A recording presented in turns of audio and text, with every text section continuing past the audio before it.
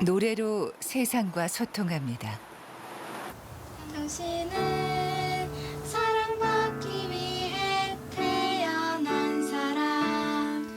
당신의 삶 속에서 그 사랑받고 있지요. 당신이 이 세상에 존재함으로 인해 우리에게 얼마나 큰 앞이 보이지 않지만 어둠 속에서 반짝이는 별처럼 아름답게 노래합니다. 사랑받기 위해 태어난 사람. 18살 소정이는 꿈을 노래합니다. 사랑받고 있지요.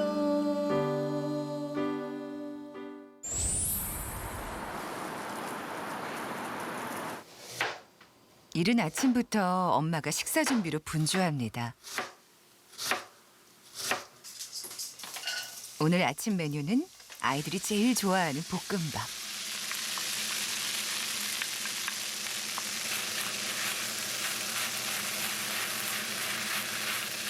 여자애들이 뭐 아침부터 막 뭘 차려줘도 잘 안 먹거든요. 볶음밥에서 케첩 같은 걸 해주면 잘 먹어요. 가진 채소에 치즈까지 듬뿍 넣은 볶음밥이 식탁 위에 차려지는데요.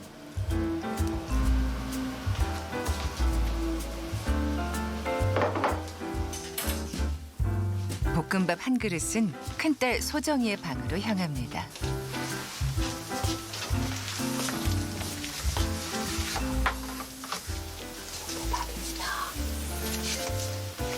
코로나 때문에 학교 대신 집에서 원격 수업을 듣는 소정이. X가 껴있. 그렇죠. 시각장애를 가진 소정이는 컴퓨터 화면 대신 점자 정보 단말기와 음성 강의를 이용해 수업을 듣습니다. -1이니까. 그리고는요. X 제곱이 오겠죠. 그 다음은요. 2X가 오고요. 그리고는 3이 오겠죠. 여기까지 되시죠? 얘들 밥 먹어.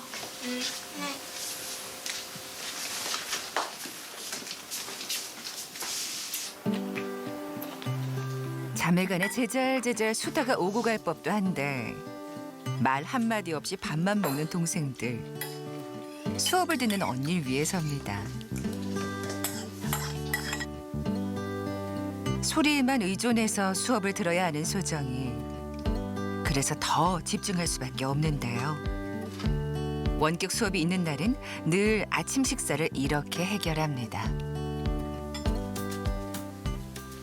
수정이가 아직 그 방학이 안 됐거든요. 고등학생이다 보니까 뭐 수업에 잘 집중해야 되기도 하고 이게 듣는 거 위주라 뭐가 이렇게 자기가 좀 끊기면 힘들어해요.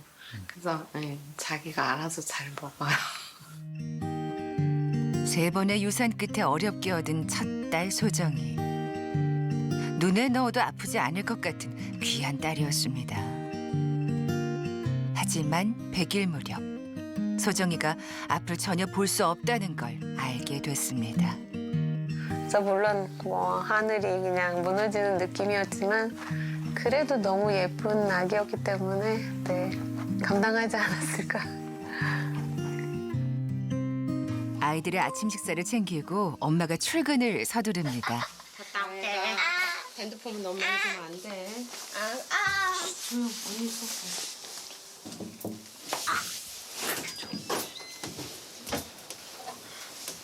엄마 갔다 올게. 필요한 거 있으면 동생들한테 얘기하고 수업 잘 들어. 힘내고 갔다 올게.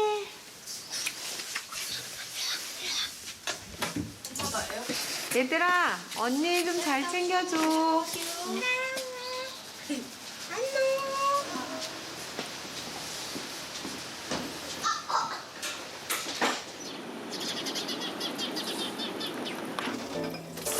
누가 시키지도 않았는데 엄마가 출근하자마자 설거지부터 하는 둘째 예보미.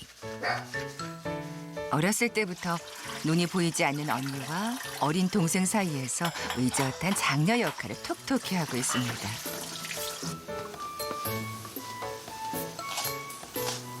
뭐해? 공부해? 영어? 오. 예람아, 봐봐. 여기 2개의 토마토를 먹는 데잖아. 그러면 I eat 2까지는 맞았는데 토마토 뒤에 S가 붙어야 돼. 봐봐. 근데 O로 끝났네, 토마토가. 그러면? ES. 그렇지. 솔직히 어렸을 때는 제가 언니나 예람이를 다 챙겨주고 그러다 보니까 엄마가 저를 못 챙겨준 게 조금 있는 것 같기도 해서 서운한 마음이 있었어요. 근데 뭐 지금 괜찮아요. 한창 예민할 15살. 일찍 철이 들었습니다. 모닝 아침. 소정이의 원격 수업이 끝나는 시간. 언니 수업 끝났어? 응. 그래? 내가 라면 끓여줄까? 신라면? 응, 신라면 맛있지. 아싸, 라면 먹는다 오늘. 나 저 쟁반 갖다 놓는다 이거. 땡큐. 언니가 먹고 난 그릇도 치워주고 라면까지 끓여주겠다고 나선 예봄이.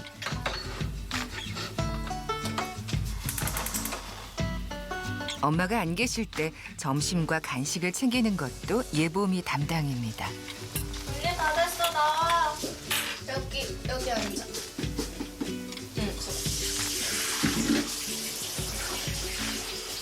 라면 엄청 많아. 눈앞에.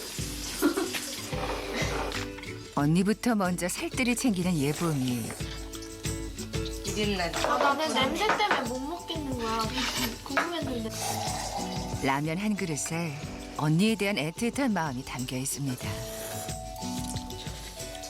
언니가 방에만 있는 시간이 많은데 라면을 좋아하니까 라면 핑계로 자주 같이 마주보고 밥 먹을 수 있어서 좋아해.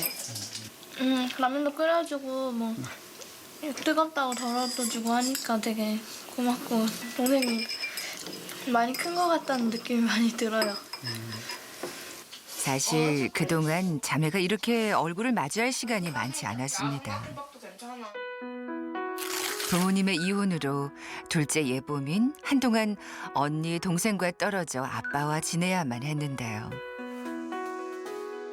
세 자매가 다시 모여 살게 된 건 얼마 되지 않습니다. 근데 작년에 제가 이제 아빠랑 헤어지면서 동생들을 나눠야 되는 거예요. 이게 거의 이제 떨어져야 되는 상황이 되다 보니까 너무 마음이 아프더라고요. 소정이도 그 부분에 대해서 이러면 안 되는 거지 않아? 그래도 같이 지내야지. 우리가 가족도 없는데. 그렇게 합쳐진 게 얼마 되진 않았던 것 같아요. 그래서 아직도 서먹해 하기는 해요, 보면. 근데 또 그게 한 핏줄이구나. 자기들이 또 어느 순간에는 하하호하고 옛날 얘기도 하고 그렇게 이제 시작하는 것 같아요.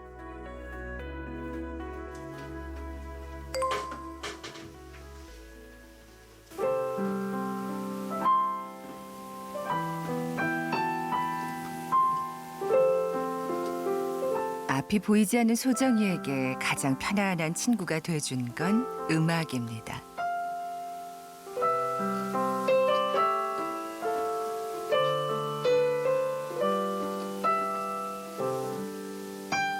소정이의 피아노 소리를 따라 방으로 들어온 막내 예람이. 예람인 피아노 치는 언니의 모습을 참 좋아합니다.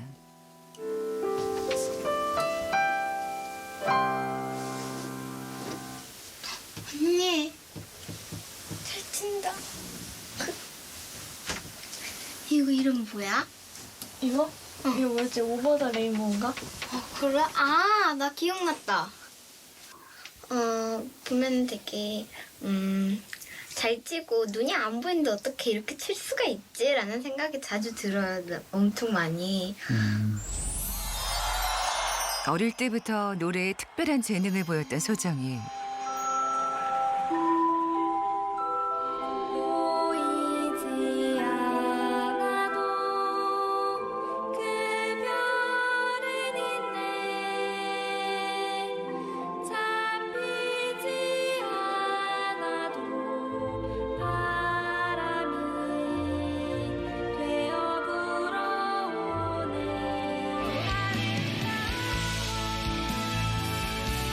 이렇게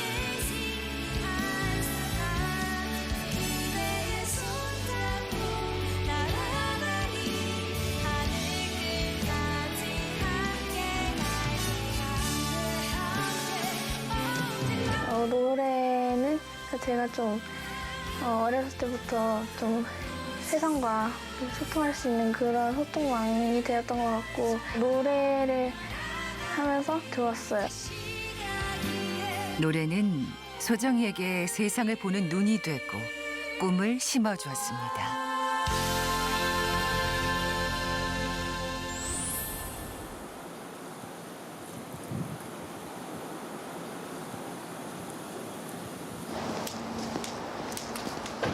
소정이가 혼자서 외출에 나섰습니다.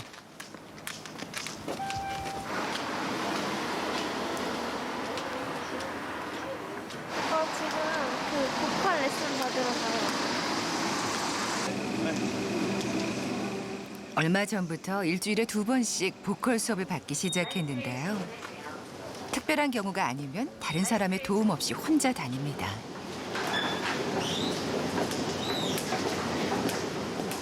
커서 어른이 되면은 그때는 이제 뭐 부모님 도움 안 받고 혼자 다녀야 되잖아요. 그래서 작은 것부터 연습하고 싶어서 이제 혼자 많이 다니려고 하는 편이에요. 고등학생이 되면서 부쩍 미래를 고민하기 시작한 소정이. 학교를 졸업하고 대중가수를 목표로 삼았습니다.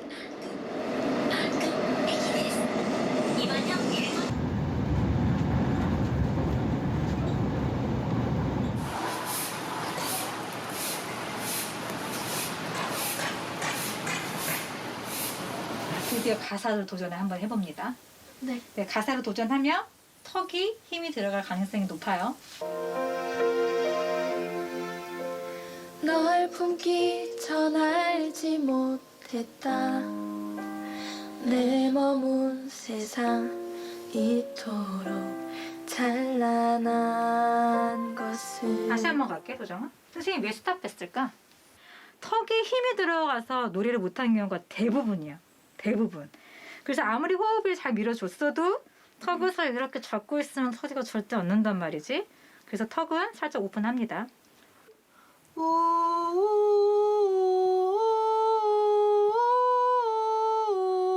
오케이, 잘했어. 쉽지 않아, 공연 만드는 게. 제가 노래를 할 때 이제 발성이 좀 기본적인 게 안 돼가지고 지금 좀 소리가 많이 불안하고 이제 낮으면 괜찮은데 뭐 높은 간다거나 그랬을 때 소리를 시원시원하게 못 내는 그런 경향이 있었는데 그래서 많이 울고 그러면서 좀 힘들었었거든요. 그래서 계속 해도 될까? 아까 세팅했던 턱도 잘 사용하고 있는지, 공간을 잘 확보하고 있는지 그걸 좀 확인할 거거든? 네. 널 품기 전에 요즘 소정인 기본 발성부터 다시 배우기 시작했습니다. 그렇지. 노래에 남다른 재능을 갖고 있지만 변성기에 접어들면서 혼자 공부하는 데 한계를 느꼈기 때문입니다. 오케이. 중간에 다 선생님 마음에 들었었는데 우우우우 한 다음에 우우우우 여기가 약간 좁아졌던 거. 여자나 남자나 이제 변성기를 지나기 때문에 소리가 이제 자기 마음대로 안 되는 시기가 오거든요. 근데 소정이도 딱 그런 시기가 지금 왔고 자기 소리가 완전하지 않은 상태에서 좀 더 좋은 소리를 들려주고 싶은데 그것들이 안 되면은 좀 속상하고 그러면 이제 만족스럽지 못한 결과가 자꾸 나오는 거죠.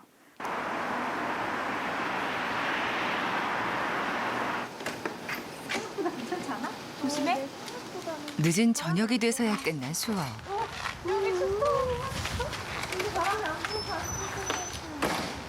눈이 내린 뒤 길이 온통 빙판으로 변했는데요. 소정이가 걱정돼 선생님이 지하철역까지 바래다 주십니다.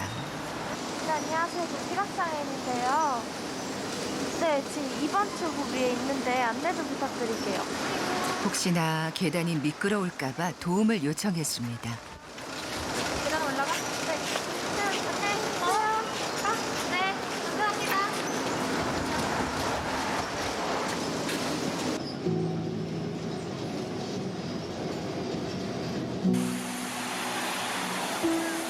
그쳤던 눈이 다시 펑펑 쏟아지기 시작합니다.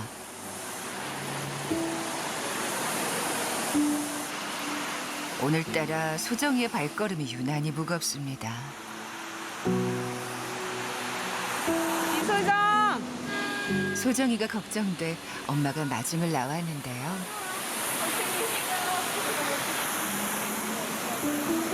미끄러워 조심해. 천천히 가자.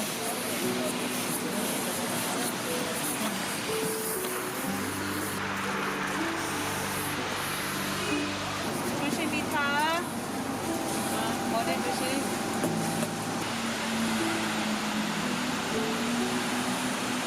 소영아 오늘 어땠어? 괜찮았어?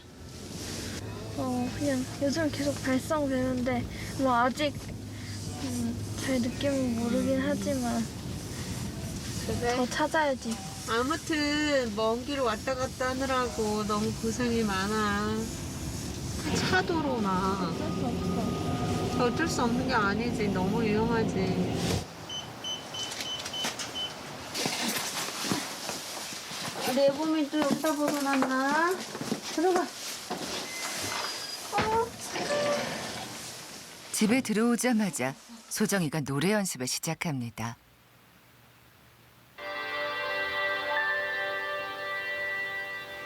어느새 계절도 바뀌었죠.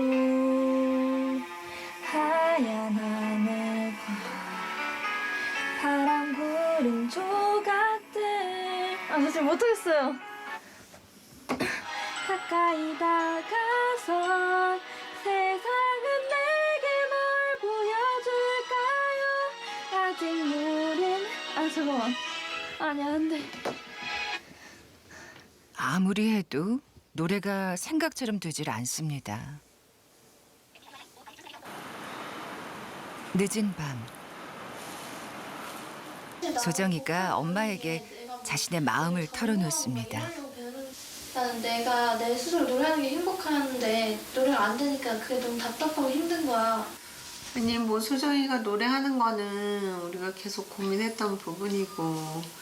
싫으면은 그러니까 불안한데 그게 싫으면 안 하면 되는데 그렇지. 좋은데 떨려서 걱정이니까 그게 제일 문제인 거지. 그러네. 시간을 우리가 가져보는 수밖에 없는 것 같아. 당장 안 되더라도. 그래서 엄마는 걱정인 게 그거지. 소정이가 그 시간을 잘 버틸까 싶어서. 행복이었던 노래가 자꾸만 고민으로 다가옵니다.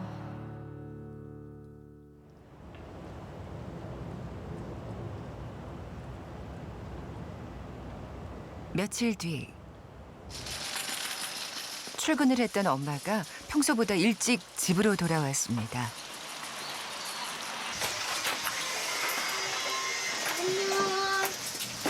얘들아 왔어.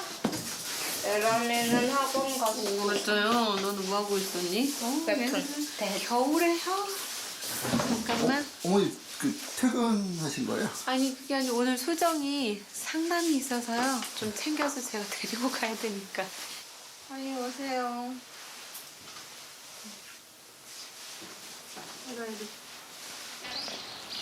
노래 때문에 고민하는 소정을 위해 심리 상담을 받기로 했습니다. 그랬나 보네.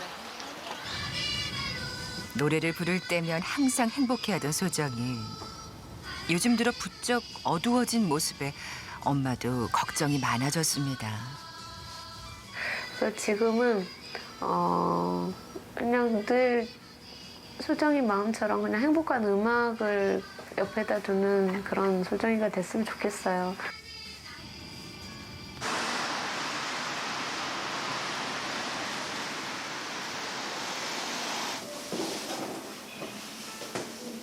소정이의 가장 큰 고민은 역시 노래입니다. 힘들다. 그냥 빨리 이렇게 하고 싶은데 마음대로 잘 안 되는 방법을 잘 모르겠어. 답답해. 맞아. 그리고 그거가 너무 힘들어. 무대 올라가 떨리는 거. 맞아. 무대 올라가기 전에 너무 떨리는 거. 그것 때문에 실수할까봐 또. 근데 그 가는 게 싫진 않은데 그 무대에 가는 게 좋은데 너무 떨려서 힘들어요. 너무 뭐라 그래야 돼? 그동안 힘들었던 마음을 조금씩 꺼내놓는 소정이. 마이크에 선생님은 이해와 공감으로 다독입니다. 성장은 극복이 아니라 소정이가 있는 그대로 나아감이기 때문에 본인이 어떤 것을 고민하고 있고 느끼고 있는 것들에 대해서 알아차리고 그리고 지금 잘하고 싶은 마음이 되게 크기 때문에 그건 성장 욕구라고도 볼 수 있거든요. 그것이 부담되지 않게 소정이가 잘 그것을 조절하며 성장할 수 있다면은 충분히 훌륭한 성인이 되지 않을까 해요. 18살 소정이는 성장통을 앓는 중입니다.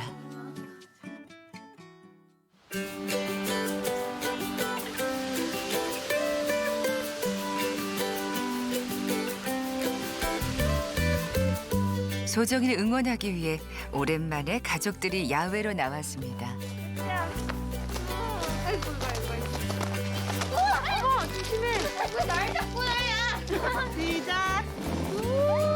엄마도 아이들도 마냥 신이 났습니다.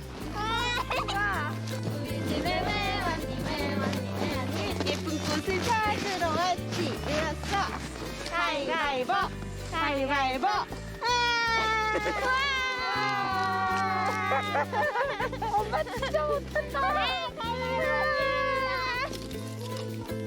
한자리에 둘러앉은 가족들.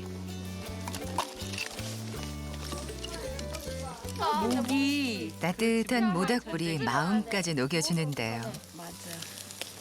가을도 좋을 것 같아. 품고 있던 걱정들은 내려놓습니다. 가을 뭐. 아니야, 이거 소고기보다 더 맛있어. 이렇게 언니 먹으면. 좀 완전 시원해. 자, 시렁시렁. 한번 먹어봐. 야, 우리 강아지도. 아, 고생했다. 어우, 안 뜨거? 물고. 완전. 엄마 저 깎아줬죠? 그동안 고생했어. 코로나 때문에 그냥 맨날 집에서 온라인 수업하고. 맞어. 각자의 탤런트가 있더라고요. 그래서 그런 것들 잘 자기 것으로 만들어내서 앞으로는 자기 일도 열심히 하고 마음도 몸도 다 건강하게 잘 지냈으면 좋겠어요. 이 세상에 좋은 것 모두 드릴게요. 나를 가장 사랑하신 예쁜 우리 엄마. 때론 마음 아프고 눈물 흘리겠지만 엄마 정말 사랑해. 정말 사랑해요. 사랑하는 가족들의 응원과 함께 소정이의 꿈이 꼭 이루어지길 소망합니다.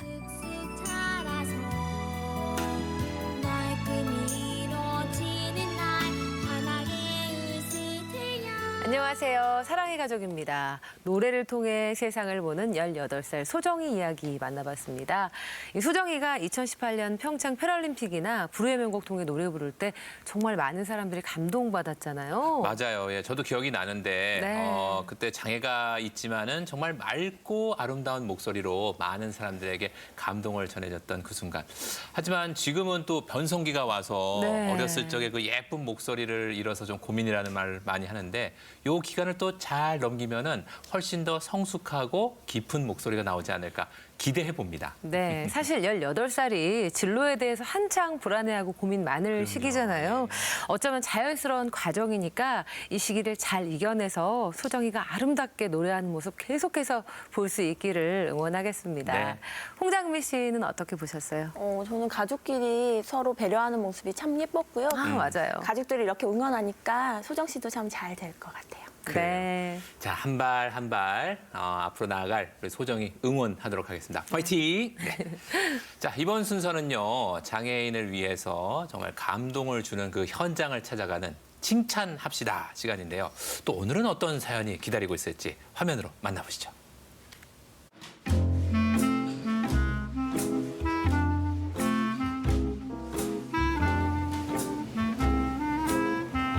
장애인을 배려하는 따뜻한 칭찬 사연이 도착했습니다. 저희 센터에 발달장애인 분들을 위한 특별한 바둑 수업이 있습니다. 이 수업을 저희 이용자분들이 정말 재밌고 즐겁게 참여하고 있습니다. 이 바둑을 개발하신 분을 칭찬하고 싶습니다. 안녕하세요. 사랑의 가족 박여름입니다. 발달 장애인을 위해 개발한 특별한 바둑이 어떤 도움을 주고 있는지 굉장히 궁금한데요. 7번째 칭찬 주인공 같이 만나보시죠. 특별한 바둑 수업은 발달 장애인에게 어떤 변화를 가져올까요?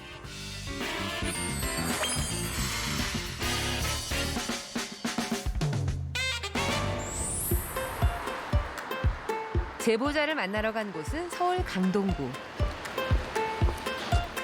발달 장애인들이 당당히 사회에 나가 홀로 서기를 할 수 있도록 직업 훈련을 하는 곳입니다. 여기 같은데? 안녕하세요. 혹시 제보해 주신 분이신가요? 네, 맞아요. 제가 제보했습니다.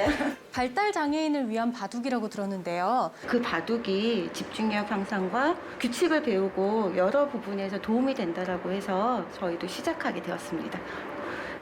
잠시 후 수업을 받기 위해 학생 2명이 들어옵니다. 안녕하세요.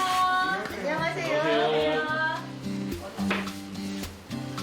경원 씨와 재광 씨 모두 자폐 스펙트럼이라 불리는 발달 장애를 갖고 있습니다. 마주 앉아 있지만 상대방과 눈을 맞추지 못하고 의미 없는 혼잣말을 한다든가 아니 고등학교 때가 근처에 있다고? 아니 나하고 어느 취지인데 내가 과장된 몸짓을 반복하는 것이 특징입니다. 혹시 그때 등장하는 한 사람. 맞습니다. 저희 아름바둑 사범님이세요. 안녕하세요. 7번째 칭찬 주인공입니다. 수업을 시작하기 위해 무언가를 꺼내는데요. 바둑 수업이니 당연히 바둑판이겠거니 싶은데 중앙에 있는 바둑판은 보통 바둑판과 다릅니다. 여러 가지 숫자와 모양에 둘러싸여 있습니다. 발달 장애인을 위해 개발했다는 특별한 바둑에 비밀이 담긴 것 같죠? 먼저 일반 바둑판과 비교하면 우선 크기부터 다릅니다. 게다가 일반 바둑판은 가로, 세로 각각 19줄인 것에 반해 이 바둑판은 가로, 세로가 각각 11줄입니다. 바둑 규칙 또한 아주 다른데요. 바둑은 판에 돌을 미리 둔 상태로 시작합니다. 참여자의 수준에 따라 난이도를 다르게 할 수 있는데요. 보이는 게 좀 다르긴 합니다만 그래도 바둑이 가지고 있는 정말 기본적인 원칙 그리고 집이 많으면 이긴다는 그런 대전제 그건 똑같이 다 가지고 있습니다. 살리려면 그거 여기다 두고 바둑이 시작되자 뜻밖의 집중력과 문제 해결 능력을 보여주는 재광 씨. 이거 어떻게 하면 크게 만들까? 여기, 여기. 또 하나 일반 바둑과 다른 점은 4명 혹은 6명이 단체로 경기를 할 수 있다는 건데요. 소통이 어려운 발달 장애인들이 서로 상의하면서 진행할 수 있습니다. 거기랑 또 빨간색과 파란색의 숫자가 써 있는 돌은 일반 바둑에서는 볼 수 없는 건데요. 양쪽 팀에서 각각 몇 즙을 만들었는지 쉽게 구분하고 계산할 수 있도록 한 겁니다. 이 바둑은 단 6개의 바둑알만 가지고 하는데요. 한 명당 3번의 기회가 있습니다. 일반 바둑과 똑같이 자신의 바둑알로 일정한 영역을 만들면 집이 되는데요.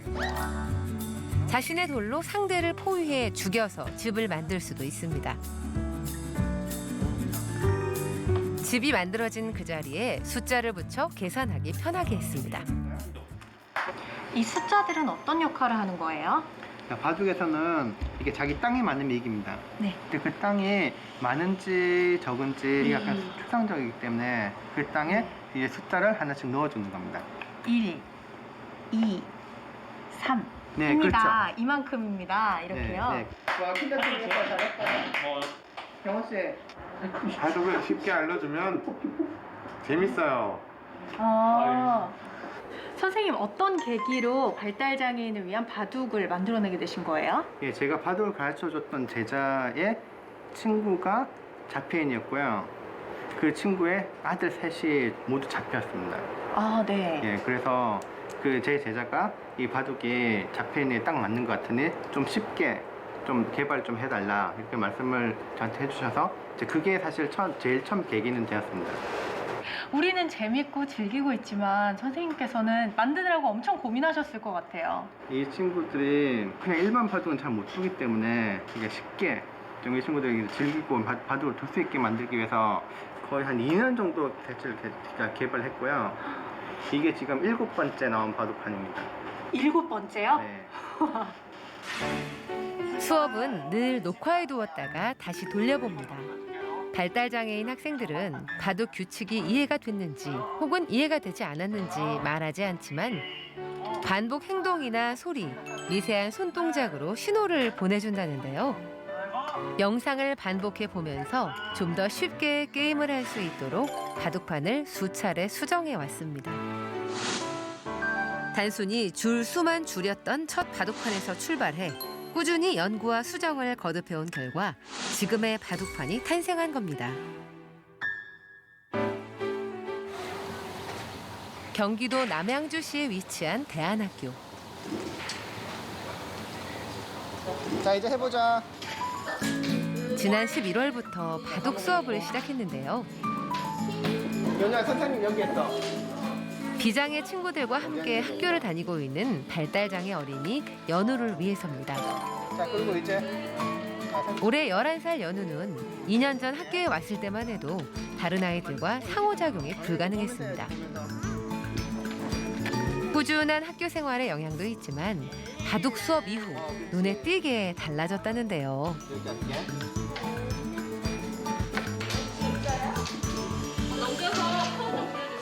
연우가 선생님하고 교감하는 시간들, 또 눈맞춤하는 시간들이 점진적으로 늘어나는 거를 제가 느끼고 더 나아가서 다른 수업에 있어서도 집중하는 시간이 그 부분에 있어서 좋은 변화가 일어나는 게 보였습니다. 먼저 잡고 싶어요? 장애와 비장애를 떠나 아이들이 함께 어울릴 수 있도록 역할을 해주는 게 바둑입니다. 여기 막아보세요. 연우는 바둑 재밌어요?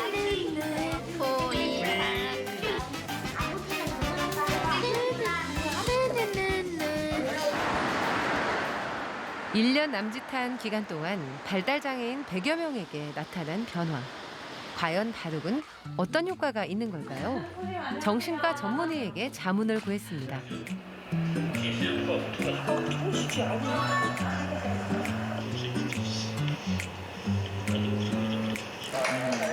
바둑을 두기 전의 행동과 바둑을 두기 시작하면서 달라지는 모습을 세심하게 관찰하고 진단했습니다. 발달장애인들이 말보다는 숫자, 기호, 도형 이런 거에 더 관심이 있어요. 그럼 이 바둑이란 게임은 숫자와 도형으로 이루어진 게임인데 이제 이걸 통해서 오히려 사회성을 기르는 그런 효과가 있을 것 같습니다. 처음엔 혼자 시작했지만 장애아들의 수가 많아지면서 프로 기사들에게 동참을 호소했습니다. 강사들 교육하러 갑니다. 저 말고 다른 프로 기사분들이 강사로 계시고요. 그 강사분들을 교육하러 지금 가는 길입니다. 한국기원에 소속된 프로 바둑 기사 중에서 20명의 프로 기사가 발달장애인을 지도하고 있습니다. 바둑과 진행 방식도 조금씩 다르지만 더 중요한 건 발달장애인 학생들의 특성에 맞춰 설명하는 방법인데요. 단어 하나도 틀리면 안 돼. 똑같이 했던 거 그대로 이제 그 시간에 했던 거 그 시간에는 그대로 얘기를 해줘야지 그래 다 따라오지. 갑자기 뭐 다른 얘기 뭐 집 만들어 보세요 하다가 너무 만들어 보세요 하면은 완전 다른 언어이기 때문에 그때 헷갈리지. 보다 많은 발달장애인들에게 바둑 수업의 기회가 주어지길 바랍니다.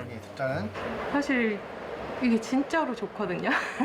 제가 해보니까 실제로 변화되는 모습을 봤어요, 많이. 그래서 좀 더 이제 코로나가 좀 좋아져서 좀 더 많은 곳에 저희가 나가서 도움을 줄 수 있었으면 좋겠습니다. 김명환 씨는 더 많은 아이들이 좀 더 쉽게 접근할 수 있도록 8번째 바둑판을 만들기로 결심했습니다. 그리고 그의 따뜻한 마음에 한국기원과 정보관련부처가 함께하기로 했는데요. 한 판당 4개씩 있잖아요. 근데 4개를 거의 안 써요. 4개를 안 쓴다고? 2개만 쓰거든요. 예. 뭐 그거는 해서 한국기원과 한국자폐인사랑협회가 협약을 맺고 문화체육관광부, 국민체육진흥공단에서 보급 확대와 발전을 위해 지원을 결정했습니다. 발달장애인 바둑 보급은 한국견에서도 검토한 결과 너무나 좋은 사업이고 아이들에게 좀 더 도움이 될 수 있는 사회공헌적인 프로그램이라고 생각을 하고 있습니다. 그래서 김영환 사범을 도와서 본 사업이 사회적으로도 큰 기여를 할 수 있게 최대한 협력하고 좀 운영해 나갈 방침입니다. 발달장애인은 흥미를 가지는 분야에 관해선 누구보다 빨리 이 고도의 집중력을 가지고 오랜 시간 기억할 수 있는 재능이 있다고 합니다. 발달장애인들에게 새로운 경험을 하게 해주신 김명환 프로바둑 기사님, 오늘 어떠셨어요? 전국의 발달 장애인을 키우는 부모님들이 정말 고생과 보람이 많으시거든요. 이제 그런 분들을 위해서 제가 만든 바둑이 조금이라도 도움이 됐으면 좀 부담을 덜어줄 수 있는 그런 방법이 되었으면 하는 바람이 있습니다. 발달장애인 분들이 이 바둑을 통해서 좀 더 즐겁게 직업 훈련을 받고 자신의 꿈을 이룰 수 있는 활동이 됐으면 좋겠어요. 모두가 따뜻한 세상을 위하여 칭찬합시다. 발달장애인들도 바둑을 둘 수 있게 노력하고 있는 김명환 프로 바둑 기사 7번째 칭찬 주인공입니다.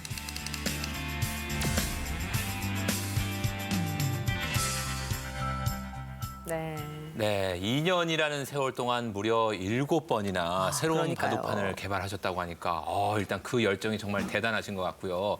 또 발달 장애인들을 향한 그 배려심 또한 정말 크신 것 같습니다. 네, 이 발달 장애인들이 바둑을 두면서 조금씩 변화된 모습을 직접 보게 되니까 더 열심히 연구하고 개발하게 됐다고 하는데요. 네. 앞으로 나오게 될 8번째 바둑판도 어떤 모습일지 기대됩니다. 예, 그리고 반가운 소식이 하나 네. 더 있습니다. 네. 형편이 어려운 발달 장애인들이 이제 수업이 끝난 후에 집에서도 바둑을 즐길 수 있게끔 가정에 바둑판을 전달하기로 했고요. 네. 그리고 김명환 기사님께서 지금 준비 중이신 8번째 새로운 바둑판 개발을 돕기 위해서 이 효성그룹에서 소정의 또 비용을 지원하기로 했다고 합니다. 잘 됐네요. 예, 앞으로도 우리 발달 장애인들이 더 쉽고 또 재미있게 배울 수 있는 바둑 프로그램들 많이 만들어 주시길 부탁드리겠습니다. 네.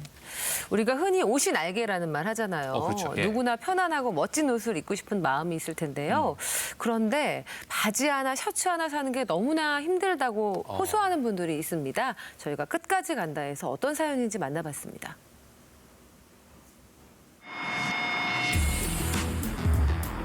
사랑의 가족에 도착한 제보. 기성복이 몸에 맞지 않아 입기 불편하다는 뇌병변 장애인의 사연을 취재했습니다.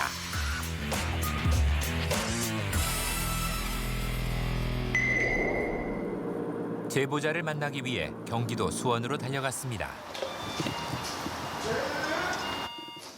네. 안녕하세요. 사랑의 가족에 제보하신 분 계신가요?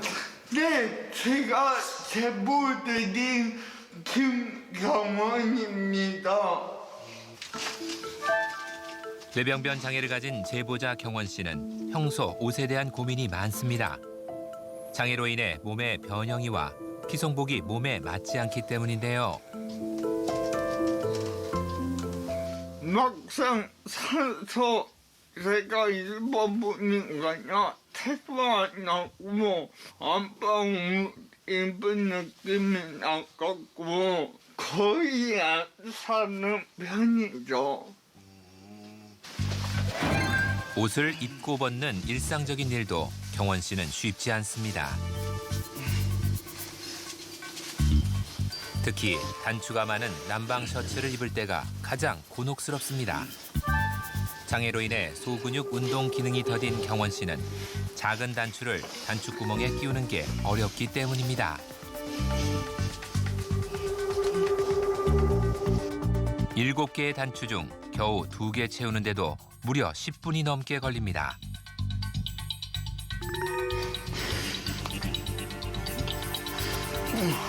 세 번째 단추와 씨름하다 결국은 포기.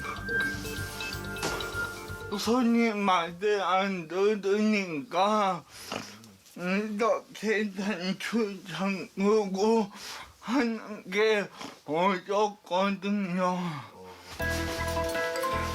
바지는 어떨까요? 바지에 다리를 넣는 것까지는 수월한 편인데 문제는 다음입니다. 잡고 손을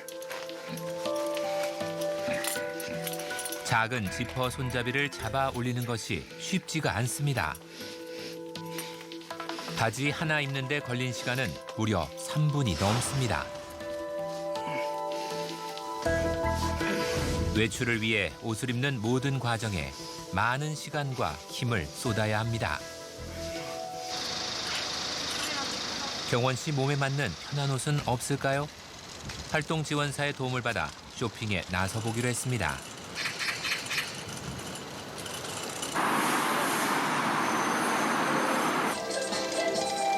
휠체어 이동이 그나마 쉬운 대형 쇼핑센터에서 가끔 쇼핑을 한다는 경원 씨.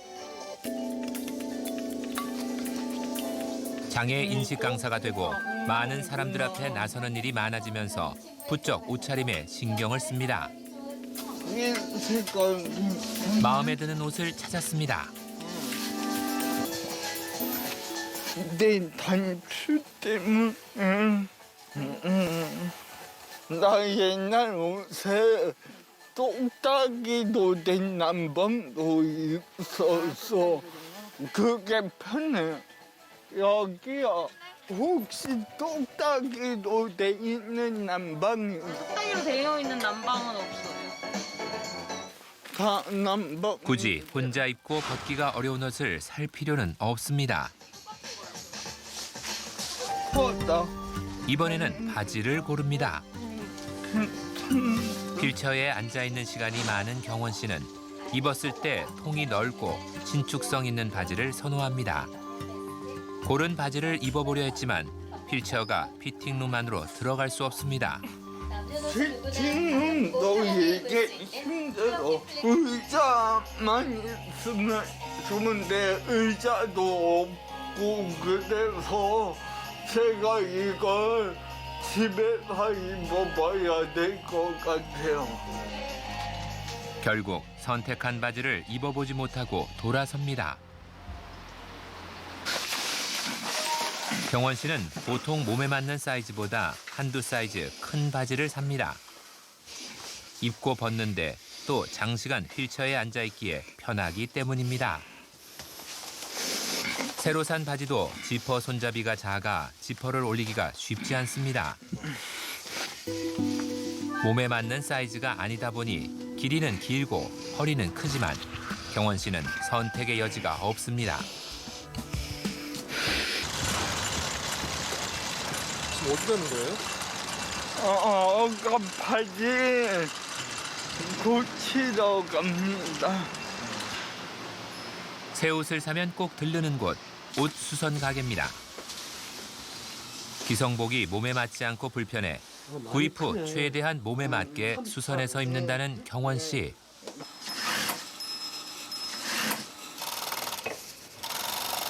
기장 3,000원하고 4,000원하고 11,000원인데 3만 원짜리 바지의 수선비가 제품 가격의 30%인 10,000원이 넘습니다.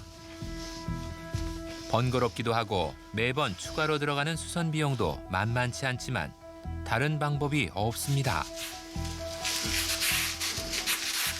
100% 마음에 들진 않지만 그래도 이게 최선인 것 같아요. 한 통계에 따르면 한국 장애인의 약 35%가 혼자서는 옷을 입고 벗기 어려운 중증 장애인입니다. 특히 장애로 인해 신체가 변형되고 운동 기능이 저하된 뇌병변 장애인의 70% 이상이 이런 불편함을 호소합니다. 뇌병변 장애인의 이 같은 어려움을 해소할 방법은 없을까요? 제작진은 기성복을 장애인의 체형이나 요구에 맞게 저렴한 가격으로 리폼을 해주는 곳이 있다고 해서 찾아가 봤습니다. 이 셔츠 같은 경우는 지금 안에 열어보시면 이렇게 지퍼로 되어 있는 옷이에요. 그래서 손에 이제 소근육 움직임이 어려우신 분들은 이렇게 지퍼를 달아서 착용하실 수 있도록 리폼이 된 거고요. 보조기기 착용이 쉽도록 바지 옆 트임을 만들기도 하고 발을 띄우기 편하도록 옆구리 부분까지 트기도 합니다. 내가 이제 원하는 디자인의 옷을 내가 사서 거기에 나에게 맞춰서 리폼을 할 수 있다는 게 가장 좋은 장점이라고 생각이 들고요. 근데 아무래도 기존에 만들어져 있던 옷을 리폼을 하는 거다 보니까 리폼에 어느 정도 한계점은 분명히 있습니다. 전국에서 유일하게 서울시에서만 진행하는 사업. 혜택 대상도 서울시 등록장애인으로 한정적이라 수원에 사는 경원 씨는 이용할 수 없습니다. 해외의 경우 장애인들을 위한 기능성 의류 브랜드가 따로 있고 장애 유형에 따른 다양한 형태의 옷들이 제작돼 판매되고 있습니다.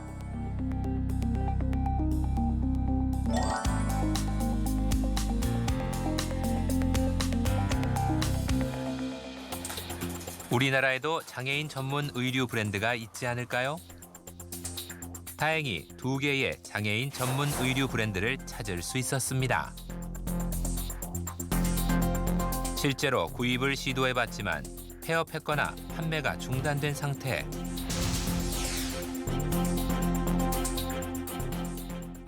지금은 저희가 제품을 일단 내려놓은 상황이거든요. 부자재나 이런 것도 생각보다 원가가 높아지다 보니까 판매가 자체도 비싸지고 그래서 판매가 잘 되지가 않아가지고 그런 것 같기는 해요. 경원 씨가 구입 가능한 옷은 없을까요? 확인 결과 국내에서는 소규모 개인이 운영하는 쇼핑몰과 대기업에서 사회공헌 사업으로 운영하는 것까지 단 2곳에서만 장애인 기능성 의류를 판매하고 있었습니다. 온라인 판매만 가능하지만 기업의 협조를 얻어 제작진과 경원 씨가 찾아가 봤습니다. 저희 장애인분들한테 입을 수 있는 옷이 있을까요?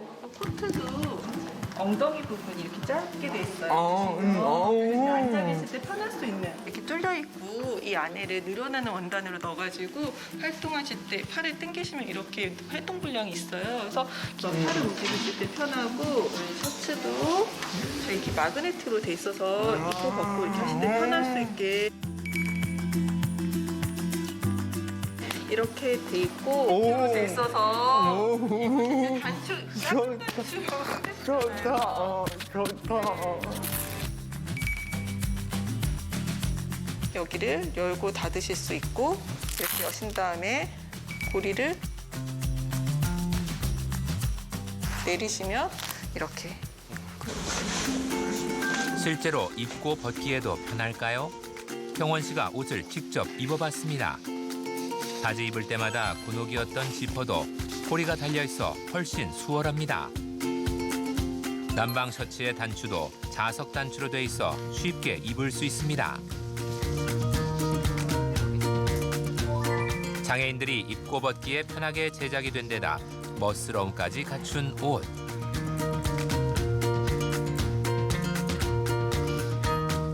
시중의 기성복에서는 기대할 수 없었던 부분입니다.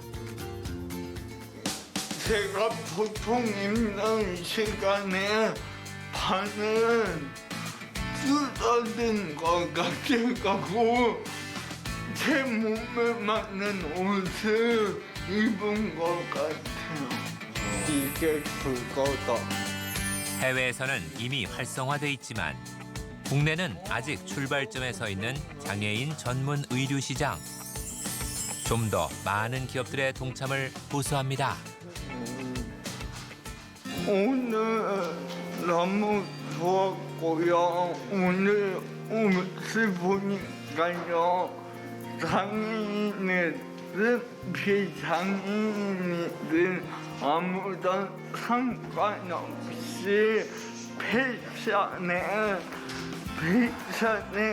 관심 있고 누구나 다 입을 수 있다는 걸 알게 되었습니다. 감사합니다. 네, 이 국내에 의류를 제작하는 업체가 약 2천여 곳이라고 합니다. 네. 그런데 장애인을 위한 기능성 의류를 제작하는 곳은 단 2곳에 불과하다고 하는데요. 그나마 한 곳은 주로 이제 어린이들을 대상으로 한 의류를 만드는 소규모 쇼핑몰이고요. 다른 한 곳이 대기업이었습니다. 네, 아무래도 장애인 의류 시장이 활성화되어 있지 않다 보니까 뭐 장애 유형별 신체 데이터도 많이 부족할 거고요. 또 일반 기성복에 비해서 부자재가 많이 들어가니까 기업 부담이 커질 수밖에 없잖아요. 예. 그러다 보니까 출시했다가도 폐업을 하거나 또 판매 중지하는 경우가 대부분이라고 하네요. 예, 저 멀리 캐나다 같은 경우를 보면요, 이 장애인 의류 시장을 활성화하기 위해서 장애인 의류를 제작하는 기업에는 세제 혜택을 주고 있고요. 네. 또 미국이나 유럽 등에서는요, 기업 자체적으로 이 사회 공헌 차원에서 이렇게 장애인 기능성 의류를 많이 제작하고 있다고 합니다. 네, 오늘 소개해드린 기업 같은 경우도 장애인 의류 제작을 사회 공헌 사업으로 진행하고 있고요. 또 수익금도 장애인을 위한 사회기금으로 사용을 하고 있다고 하는데요. 장애인들도 멋진 옷을 마음껏 편하게 입을 수 있도록 좀 많은 기업들이 동참해 주셨으면 좋겠습니다. 네. 국내 중증 장애인, 그러니까 잠재적인 고객 수가 약 92만 명 정도라고 네. 하니까 적지 않은 수거든요. 그럼요. 예, 특화시킬 수 있는 그런 산업이기도 하고요. 앞으로 보다 많은 기업들이 적극적으로 좀 동참해 주셨으면 좋겠습니다. 네.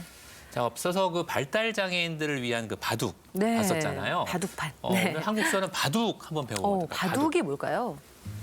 바둑은요, 흰알과 흰알, 예, 흰색. 검정색알 그렇죠. 두는 거를 두는 거. 예. 이게 바둑이군요. 좀 길긴 네. 하지만. 예. 흰색과 검은 돌을 두는 거 두는 거. 기억해 두시기 바랍니다. 건강한 한 주 되시고요. 저희는 다음 시간에도 의미 있는 이야기로 찾아오겠습니다. 고맙습니다.